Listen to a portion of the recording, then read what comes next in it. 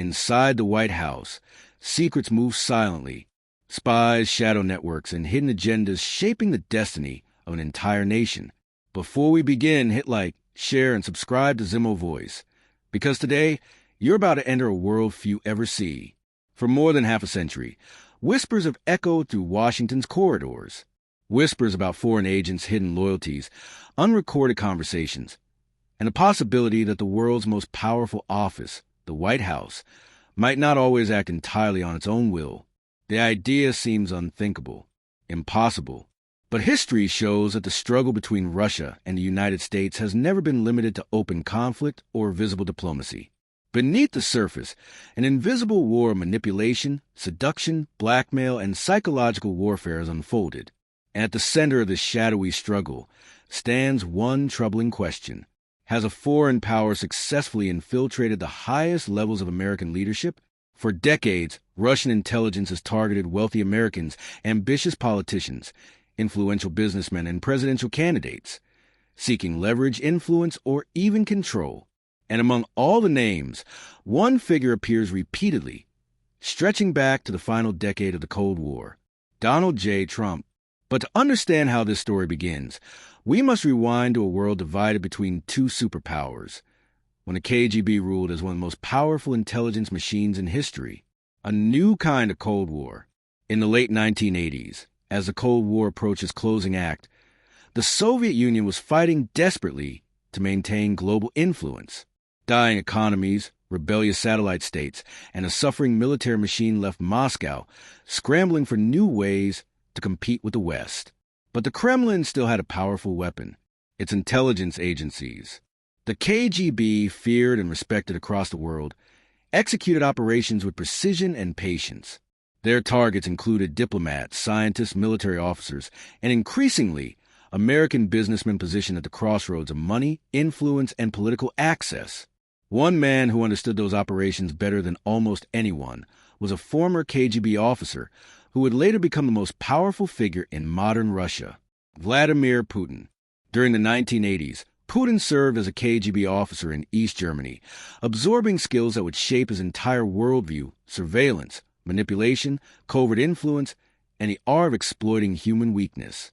Years later, former senior KGB officials would say something unsettling. Putin was trained to identify people who were not ideologically loyal to Russia, but who could be manipulated through ego, money, or personal flaws. And in the eyes of the KGB, any American who craved wealth, fame, flattery, or political ambition could become a potential asset. At the time, one such American was rising rapidly in public visibility: a flashy, controversial real estate developer from New York City, Donald Trump. The KGB's long game. To understand the full scale of Russia's intelligence ambitions, one must look at agents like Jack Barsky, not born under that name, but trained to live as an American, sound American, and operate deep inside the United States as an illegal KGB asset. He was one of the KGB's prized infiltrators. His mission: build a successful American life, get close to decision-makers, influence power structures, and gather high-value intelligence. Barsky's story mirrors the KGB's entire strategy: embed slow, patient, quiet agents capable of climbing social and economic ladders until they reach people who influence foreign policy. And the KGB used detailed psychological profiles to pick their targets.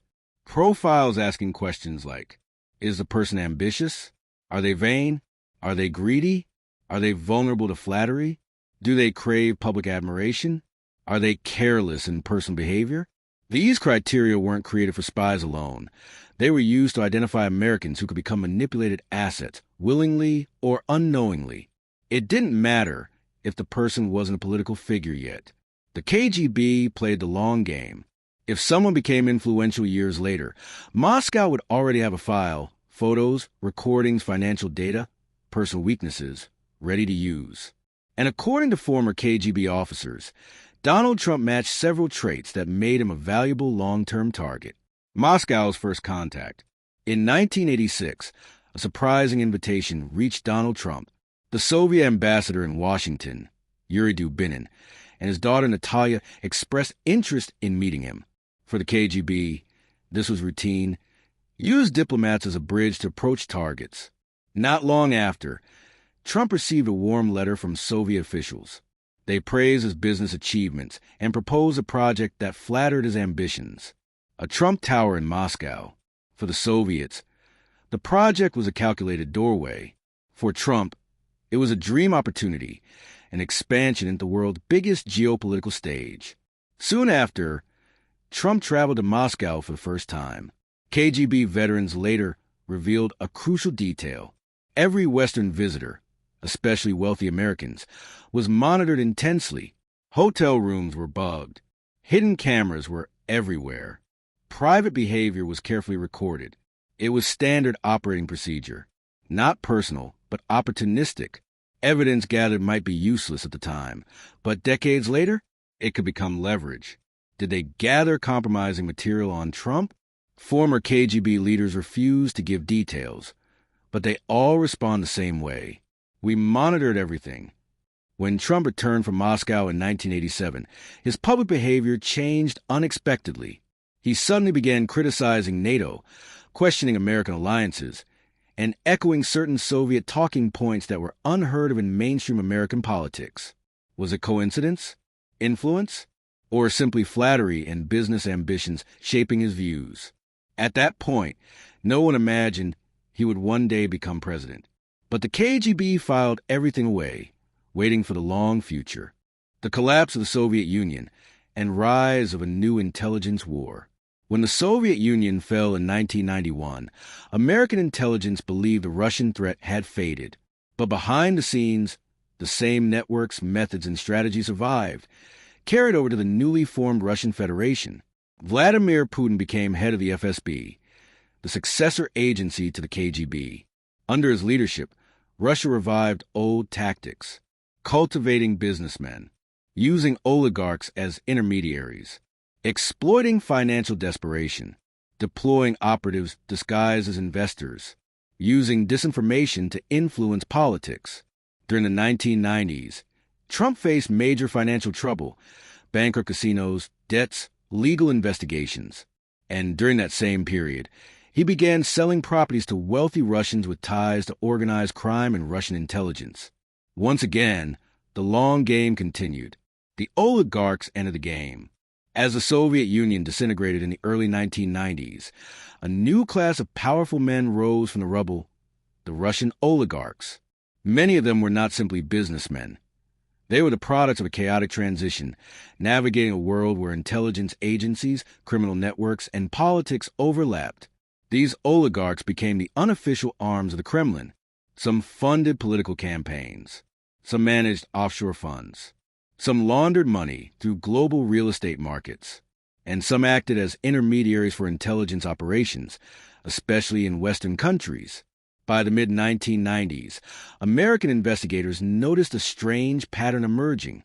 Russian money was flowing into U.S. luxury real estate, particularly in New York and South Florida. Condos, penthouses, hotels, millions of dollars moving through shell companies and anonymous buyers. Among the beneficiaries of this new river of money was a familiar name: Donald J. Trump. As Trump struggled financially, Russian buyers began appearing in increasing numbers at his properties. They paid in cash. Their identities were hidden behind offshore corporations, and many, according to later investigations, had ties to Russian organized crime or Kremlin-influenced networks. For Russian intelligence, this wasn't accidental. Real estate offered something invaluable: access to powerful Americans, access to politicians, access to a man who, though no one knew it yet, would one day occupy the Oval Office. Whether Trump understood the significance of these relationships is a matter of debate, but for Russia's intelligence services, relationships were everything. They didn't need loyalty. They didn't need ideology. They needed opportunity. And Trump's world offered exactly that. The rise of Putin and the new intelligence doctrine. In 1999, Vladimir Putin, a former KGB lieutenant colonel, rose rapidly to power, eventually becoming the president of the Russian Federation.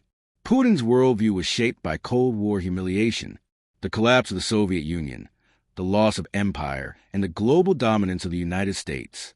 He vowed to rebuild Russian power, not through Soviet-style expansion, but through intelligence-based influence operations. To Putin, the battlefield had changed. Elections could be influenced. Economies could be infiltrated. Political movements could be hijacked. Public opinion could be manipulated. This strategy became known in intelligence circles as active measures. It was an old Soviet technique updated for a digital world. Fake organizations, disinformation, propaganda, cultivating foreign politicians, secret financial contributions, cyber hacking, private meetings with intermediaries, exploiting weaknesses in democratic systems. Putin believed that the United States could be weakened without firing a shot if he could influence the people who influence America. And among those people, one man was becoming more relevant with each passing year. The apprentice years and a new public figure. By the early 2000s, Donald Trump's business troubles began to fade behind a new identity. Television star, public icon, political influencer. The Apprentice transformed him from a struggling real estate personality into a national figure associated with wealth, power, and decision-making. Millions of Americans watched him weekly. His brand soared. His influence expanded. And for foreign intelligence agencies, this visibility made him even more valuable, not yet politically, but socially and psychologically. During the same period, Trump's connections with Russian individuals continued quietly behind the scenes. Developers from Moscow sought joint projects. Oligarchs attended his events. Wealthy Russians purchased units in his buildings. It was not illegal. It was not unusual. But it was noted carefully by intelligence agencies. Meanwhile, in Putin's Russia, intelligence officers were trained to observe rising global figures and identify those who could be useful in the future. They looked for strong egos, desire for global recognition, vulnerability to flattery, financial pressure, lack of ideological commitment, political ambition without institutional support. To some analysts, Trump seemed to fit the profile. The 2013 Moscow pageant. In 2013, Trump returned to Moscow for one of his most widely publicized visits, the Miss Universe pageant. But behind the glamour and television cameras, something else was happening. Russian businessmen, some with intelligence ties, arranged Trump's meetings. They discussed a potentially enormous deal, a Trump Tower in Moscow. Again, this project had been attempted multiple times in the past, always failing in final negotiations. But in 2013, the talks intensified. At the same time, intelligence operatives closely monitored every moment. Former Russian spies later explained that foreign VIPs, especially those with political or economic potential, were always observed.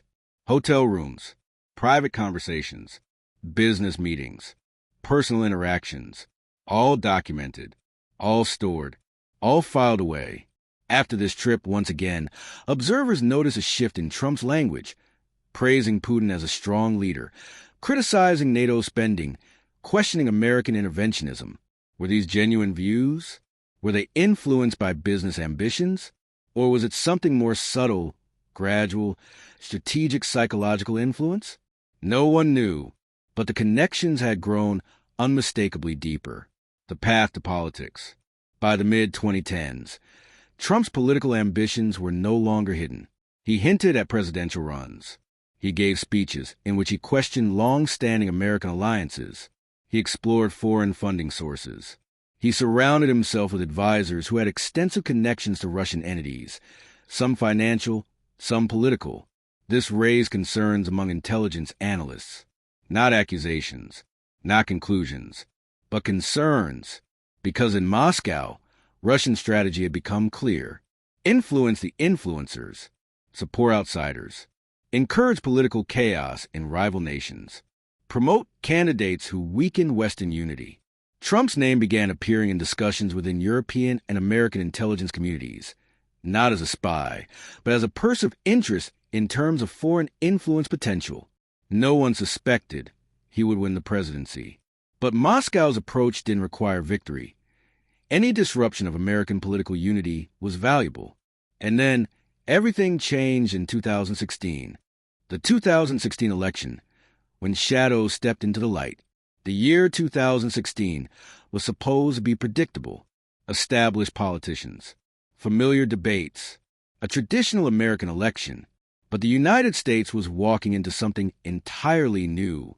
A political storm woven from misinformation, cyber warfare, psychological influence, and invisible hands reaching across oceans. While Americans argued about emails, immigration, and economic anxieties, something else was unfolding beneath the surface. Russia had launched the most extensive foreign influence operation ever conducted on American soil. This was not simply spying in the old-fashioned sense. It was modern warfare. Hacked emails released strategically. Armies of bots pushing divisive narratives. Fake American social media accounts. Targeted propaganda. Coordinated leaks. Psychological manipulation.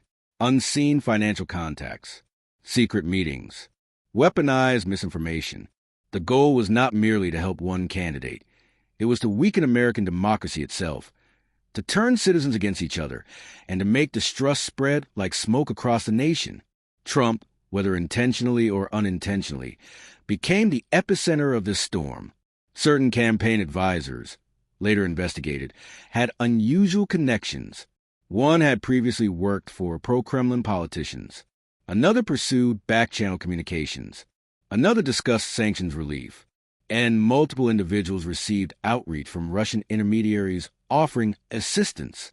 Whether these contacts were accepted, ignored, or misunderstood, the pattern was undeniable. The Kremlin had taken an interest like never before. Inside the White House and within U.S. intelligence agencies, warning lights flashed red. But to the public, the full picture remained blurry, a puzzle with missing pieces. Spies, diplomats, and the invisible machine. Behind the scenes, Washington became a battleground of spies. Not in the cinematic sense, but in the quiet, bureaucratic corridors where real power lives. Russian diplomats moved with intensified purpose. Lobbyists whispered in congressional offices. Former intelligence operatives slipped through political networks with practiced ease. Espionage in the 21st century was not about trench coats and coded letters. It was about policy influence, financial leverage, energy pipelines, trade negotiations, cyber access, blackmail potential, cultivating politicians, shaping narratives.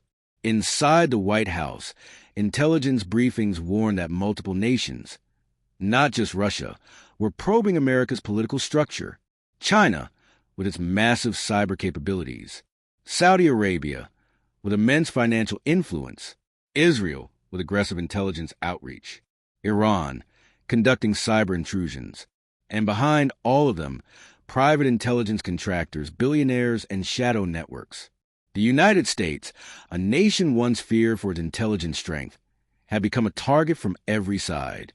The White House was now the most spied-on building in the democratic world. And through it all, the American people saw only fragments. Headlines, leaks, scandals, confusion. The truth was far larger. The information war and its consequences. The result of the 2016 election shocked the world. But it was the aftermath that changed America forever. A nation once united, even in disagreement, found itself tearing down the middle. Families divided, friendships broken, trust in institutions crumbled. News became a battlefield. Social media became a weapon. Foreign intelligence agencies rejoiced, not because one candidate won, but because both sides were now entrenched in bitterness. The true objective of any successful influence operation is simple: make the target nation distrust itself. And America, the world's strongest democracy, was now fighting an invisible civil war.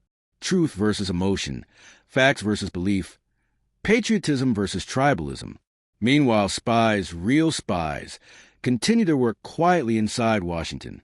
Some were diplomats with hidden agendas. Some were businessmen carrying messages. Some were political consultants. Some were cyber specialists. Some were even American citizens, unaware they were being used as tools in a foreign strategy. Espionage had evolved. The battlefield had shifted. And America was still learning to adapt. The shadows around the Oval Office, throughout the next administration, Intelligence agencies struggled to protect their work while navigating an unprecedented situation. A president who distrusted his own intelligence community, officials who bypassed traditional security channels, cabinet members who clashed with national security agencies, foreign leaders who sensed an opportunity. Meetings took place with minimal oversight. Private conversations occurred without note-takers. Unusual policy decisions aligned at times with foreign interests. Meanwhile, CIA and FBI officers worked tirelessly behind the scenes, tracking foreign diplomats, monitoring suspicious meetings, piecing together fragmentary intelligence. Whispers circulated in Washington that spies, not just from Russia, were exploiting the chaos.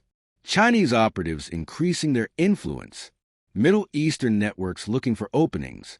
European intelligence agencies worried about American unpredictability. Cyber operators scanning federal vulnerabilities.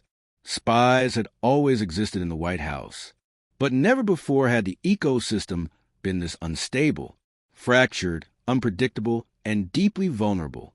America, for the first time, felt like a nation being outmaneuvered in its own capital. Aftermath, doubt, and the future of democracy. As years passed, reports were released, investigations opened and closed, theories multiplied, arguments erupted, but one truth remained impossible to ignore. Foreign influence in American politics had reached a level not seen since the Cold War. Some called it espionage, some called it interference, some called it politics as usual. But whatever the name, the effect was profound. The world's strongest democracy had become the world's biggest target, and spies, digital, political, financial, and psychological, were now part of America's daily reality. Washington had become a chessboard. Every move mattered. Every decision carried global consequences. Every vulnerability was exploited by someone. The question was no longer whether spies existed in the White House. The question was, who will shape America's future, the voters, or the invisible hands operating behind the scenes? Final chapter, a warning from history. Every empire in history has believed itself invincible. Rome, Ottoman Empire, British Empire, Soviet Union. But in the end, none collapsed from a single blow. They fell because of internal fractures, exploited by external enemies. Today, the United States stands at crossroads. America still has immense power, military, economic, cultural. But its greatest threat is not foreign armies, not nuclear weapons, not spies in the shadows. Its greatest threat is the erosion of trust. Trust between citizens, trust in institutions, trust in democracy itself. Spies thrive in chaos. Disinformation grows in confusion. Foreign influence strengthens when a nation doubts its own truth. If America cannot rebuild trust, if Americans cannot reclaim unity, if the political divide continues to widen, then the next chapter of the story may be written not in Washington, but in Moscow, Beijing, or somewhere far away. History is watching, and so are the spies. Ending as you requested. This story is not over. Its evidence continues to unfold. Its consequences continue to shape the future, and its lessons must be understood before they are repeated. If you've watched until now, share your thoughts in the comments below. Do you think foreign influence is the greatest threat to modern democracies? Do you believe espionage is reshaping global politics? Or is the real battle happening inside the minds of ordinary citizens? Tell us what you think. Your voice matters. And before you go, don't forget to like, share, and subscribe to our channel Zimo Voice. For more powerful documentaries, deep investigations, and real stories that many are afraid to tell,